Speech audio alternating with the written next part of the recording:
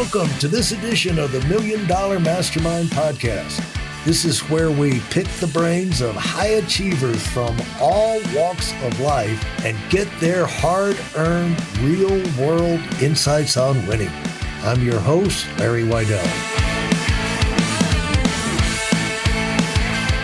Folks, we're going to have some fun this afternoon talking with Eric Gall. Hello, Eric.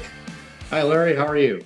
I'm doing great and looking forward to hearing what you've learned along the road in your business career, because you've had lots of success.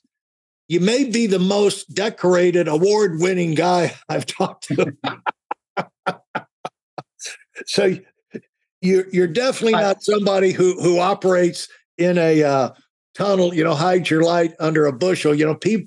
People know about you, people find out about you, and they're impressed by you. And so, you stand up well under the scrutiny of other eyes and come out on top. I'm just glad I'm not competing with you in anything right now, because I get the feeling, based off your track record, you'd wind up finding a way to beat me. So, well, there's the art of self-promotion, right? Just look behind me, right?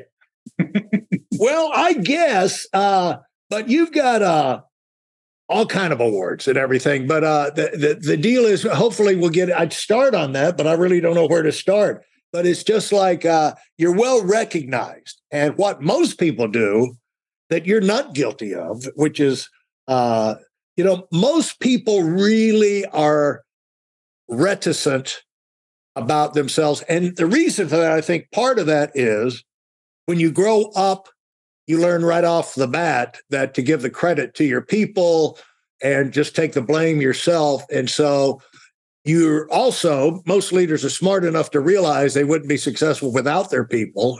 And, they're smart, we're smart enough to know we didn't do it all. And so it's kind of hard to, be out there except the narcissist among us, who have no problem, elbowing everybody else off the stage. But most of us, if we do anything, it's undersell ourselves. But people want to be a part of something special. They want to be a part of the award-winning thing. They want to do business with award-winning. Success breeds success. And so finding that balance is a thing for all of us to figure out. And you like to, you got to promote yourself in this world, or you're going to disappear, drop like a rock in the ocean. And so what are the things what are the your accomplishments that you're most proud of at this point? And then we'll kind of back away from that. But from you evaluating your career achievements and milestones, what are the things that really give you the biggest pride, satisfaction, looking back? Well, I set a goal probably about 7 years ago of becoming the number one broker in the state of Florida. We have the largest state association of brokers in the country in Florida. There's about over 900 of us. So my goal is to be the number one volume producer in the state of Florida. And, it took me a while. I had to refine, my craft. I had to, look for creative means to, make myself known, like we were talking about. And in 2021, I finally reached that pinnacle and achieved number one sales volume in the state of Florida. And I did it in the Southwest Florida market, which is the Naples, Fort Myers area. And I was probably the first person to do that outside the major markets being, Miami, Fort Lauderdale, Orlando, and the Tampa Bay area. Yeah.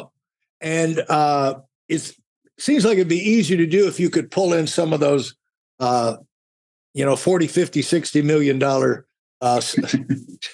single resident sales.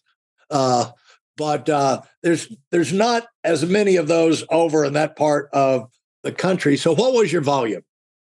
I ended up with a little over $32 million in transaction volume in 2021, but I didn't do it all in Southwest Florida. So, you spoke about getting your name out there. So I made affiliations with CPA firms and other referral partners, not only in Florida, but in the Midwest where, I grew up. And that brought me some deals that I normally, wouldn't seek out here in Florida.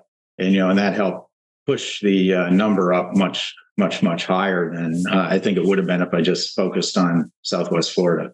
And so where were you at that? How did you get to the point where you said, okay, I'm going to make a run for the top? And what I was getting ready to talk about was for framework or perspective, usually we get in a business, we go through a phase where we get competent, we proved ourselves, hey, I can do this. And then we learn the fundamentals. And then maybe we get a little bit of team or a network we build around that helps support us, some support people, sometimes working for us, sometimes just a network of friends and advisors and all. But we put that in place and we get, kind of a team that will allow us to expand and multiply. But then you start looking at number one, like, how can I go to number one? And you start to get feisty, you start to get competitive. And so how did you reach that point in your career? What was the ramp up to that? Well, I really started business sales in 2009 in the state of Florida. Before that, I ran kind of a little investment group, small private equity group, where we purchased and sold some businesses on our own. And after that, I wanted to stay in Florida, and my wife wanted to stay in Florida. So we set down roots here, and I needed something to do. So I hooked up with a small firm up in Orlando. It was actually, there was roughly 30 brokers in the firm, so it wasn't really small, but they were more focused on the Main Street business sales. So they were selling a lot of small restaurants, hair salons, maybe some larger service companies, service-related companies like HVAC companies and the like, but mostly Main Street mom and pop stuff. So, that's where I, kind of learned the craft, developed my skill set. But I had, that itch to get back to doing a little bit bigger deals, like the ones that I was doing in our investment group and like ones that I actually did with Ford Motor Company prior to even starting that investment group. So in 2014, I decided that I needed to take a different direction so I could move into the little bit of the lower middle market type deals, those, $3, $4, $5, $10, $15, $20 million deals. So what I did is I started my own firm. I had a partner who wanted to join me. He since left. His deal volume wasn't, in the same level as mine. So, he was a little bit uncomfortable and we parted ways amicably. But the genesis of it all was the fact that I could rebrand under my own brand and go from being kind of that Main Street type broker to someone who was focused on talking to those lower middle market guys. And, it worked very well. And, obviously, and, it allowed me, in the door of those folks who were, selling the businesses that were doing like $1 million EBITDA plus.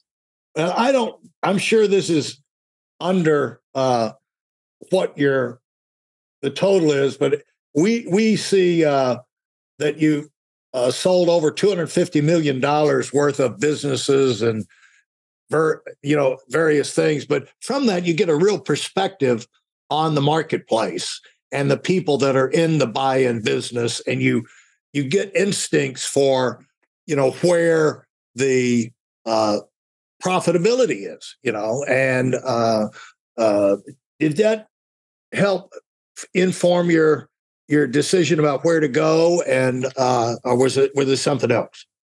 Well, it has a lot to do with it, because when you look at a small Main Street deal, you're usually working with unsophisticated buyers and unsophisticated sellers who are probably going through this process for the first time. Yeah. So they don't really have a process. You have to hold their hands the entire, process, every single step of the way. Yeah. Whereas if you go into the lower middle market businesses, they have their teams of advisors, both on the buy side and the sell side. So, you're working with their CPA, their attorney, maybe even their financial planner. their CFO. So they've got folks who can step in and, work the deal with you. It's still, the same steps. It's still the same process. It's just that there's, a level of sophistication that makes the deal go a little bit smoother, a little bit easier, along that process. Okay, let me just say what you probably don't want to say. All of those people are deal killers. The accountants and the lawyers and everything. They all are. It's a lot. A lot of them are like the journalists trying to make, Woodward and Bernstein at the Washington Post. They're looking for a story to make their careers. And a lot of times people are looking for things to establish, the professional level, God bless them. But so much of that, they're headhunters in the sense that they want to establish that, thank goodness you had me involved, because otherwise you wouldn't have found this and you could have, really got yourself into a mess. And so you find it's hard.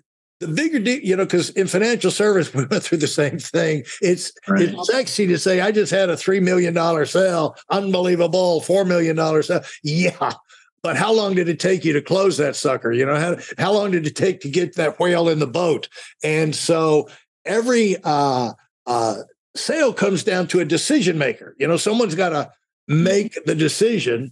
And the bigger the decision, the bigger the doubt is about the other side. And so if you got a whole lot of people say, well, maybe it's not a good idea to pull that thing in the boat. Maybe we should go after a different kind of fish. Maybe we're going to regret this. And it does take much of that before you're either stalled out or you're back to square one. And the smaller deals, somehow it's easier to get to the decision maker. And you get to the decision maker, you find out what their main concerns are, you satisfy those, bam, you can close it and move on. Can't do that in the bigger ones quite as seamlessly, can you? Well, I mean, it's easier to get to the single decision maker, in the smaller deals. Yeah. And yes, you have a large number of decision makers in the larger deals. And certainly I've come across, I'll call it the hero CPA or the hero attorney who jumps in and, pounds their chest and says, this isn't a good deal, and usually you find, that, whatever their hiccups are usually easy to overcome.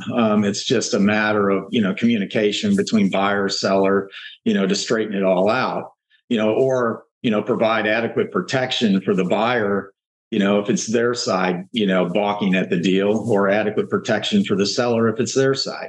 Yeah. Communication solves so many problems, and I found that if you open those lines of communication early, generally you get around that hero CPA, that hero, attorney, and, you can get the deal done. But so much it does come up. So much of business comes down to rubber meeting the road. You got to sell something, folks. And so when you sell $250 million worth of properties and everything, you pick up some instincts. How would you go about? So we know this is going to be the bigger the deal. We know that's more than likely going to be more of an issue than the smaller deal. So how would you, the best way to solve objections is to head them off in advance. And so it seems like you were working to head off or to mitigate that turning into a problem for you right from the beginning by establishing a relationship, getting to know the decision maker right from the beginning. How would you go about doing that? Well, I think the most important part of, avoiding pitfalls in the process is properly preparing the business for sale. So we spend a lot more time working with the seller and prepping that business for sale. So when we recast the financials, for example, we're getting into some of the nitty gritty that, a buyer would look, we're not getting quite as deep, into what is a legitimate, add back to the bottom line or what isn't. We don't get as deep as a buyer would, but we get as close as we possibly can, so that directionally we're correct, And when a buyer goes and does their financial due diligence, they're not going, oh my gosh, this is way off, or this is a ridiculous add back. And you break their trust. Because if you break the buyer's trust, it's hard to get it back. Yeah. So, doing that preparation on both the financial side and on the business side. So really doing a deep dive into the operations of the business, how it works, how it operates.